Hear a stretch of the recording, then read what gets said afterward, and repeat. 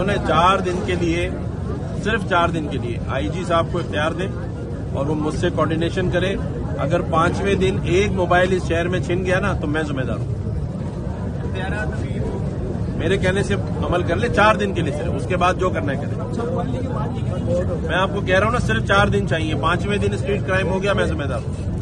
तो नजर आ रहा है सामने लिखा हुआ है जुल्म मिटने के लिए 2 चीजों से मिटेगा भाई।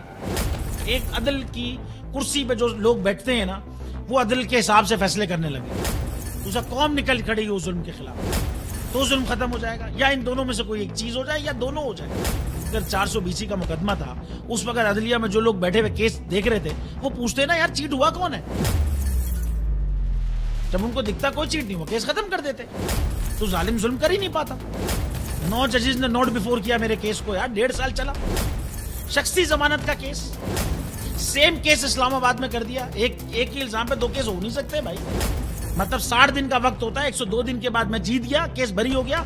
102 दिन के बाद अपील फाइल की, एक्सेप्ट कर ली। नहीं करते ना एक्सेप्ट, खत्म हो जाता ना जुल्म यार। भरी अदालत में मुझे बरी कर दिया, फिर पता नहीं क्या हुआ 2.5 घंटे बाद का नोट बिफोर। मैं नहीं सुनता ये केस, खड़े रहते अपने फैसले पे, मिट जाता जुल्म। अल्लाह ताला ने बिठाया इन कुर्सियों पे इनको यार, ये अल्लाह ताला की तरफ से फैसले करने हैं। तो या तो ये फैसले आएंगे, जुल्म मिट जाएगा, या कौम खड़ी हो जाएगी जुल्म के खिलाफ।